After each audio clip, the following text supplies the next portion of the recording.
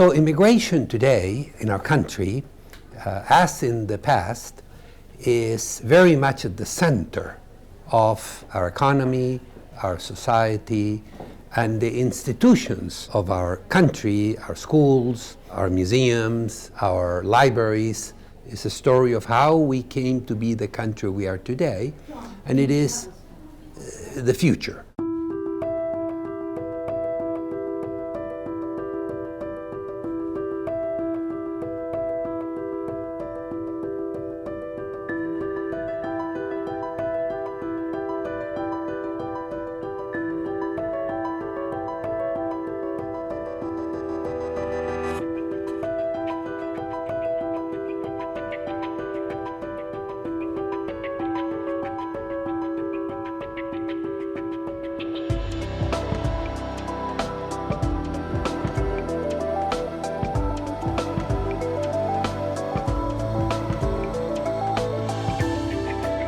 The only sector of the U.S. child population that is growing now in a positive way is the immigrant-origin sector.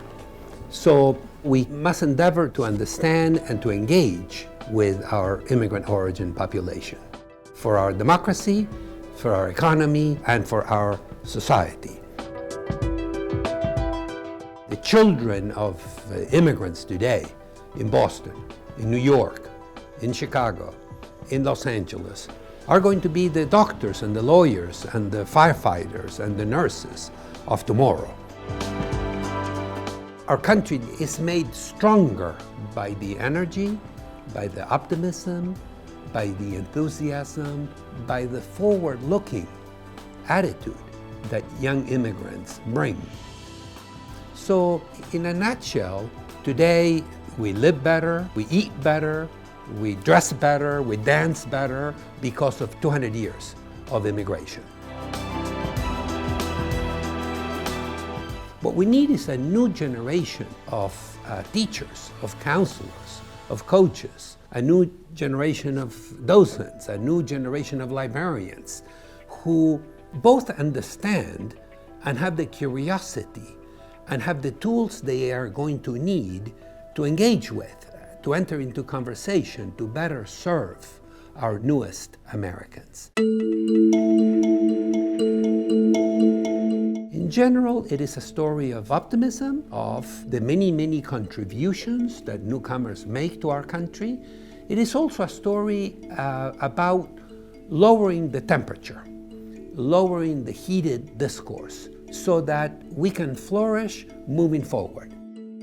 When nearly all the growth, demographically speaking, moving forward, comes from the immigrant-origin population, it is a fundamental truth that there is no happy American tomorrow without a happy tomorrow for our immigrant youth. They will be our doctors, they will be our lawyers, they will be our engineers, they will be our nurses. They will take us into the next century with new energy, new optimism, new ideas. Unlike many other countries in the world, we have a long history of the conversation that immigration generates.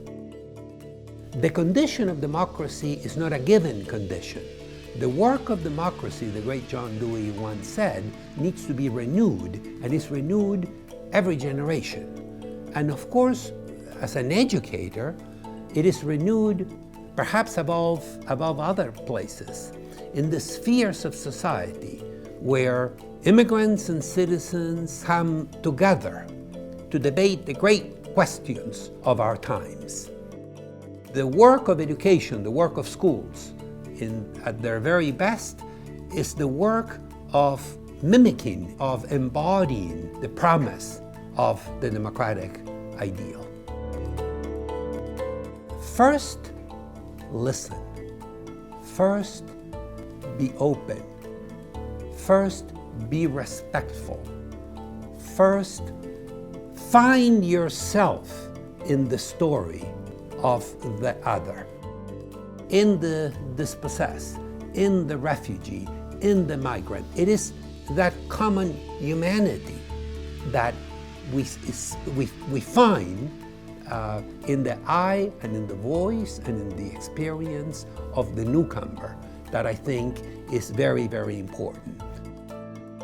And if you go into the conversation with your eyes wide open, you will see a universe of difference, and also you will see a universe of our common humanity. Teaching and learning have benefited enormously over the last century from research that has informed how do we best connect with, how do we best cultivate the sensibilities, the skills, the knowledge of young people. It is about finding and working with and scaffolding the knowledge, the insights, the constructs that your students bring with them into the classroom. It is that encounter.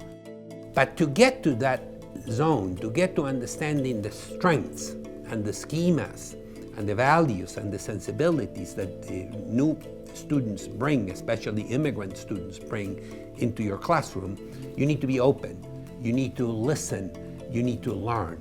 And together, then we construct higher levels of knowledge where a more advanced learner scaffolds the learning of a more novice learning. But all learning is a two-way highway, meaning the magic of the teacher is that the teacher becomes an excuse for the children and for the youth to remain engaged at their very best. Mentors have a very unique capacity to take us from where we are to the next level of excellence, the next level of engagement. And that's the work of education, and that's the work of teaching. So, as a teacher, you can have extraordinary impact in the lives of so many children. And those children are the citizens that will shape and reshape the democratic promise, next generation and the generation after that.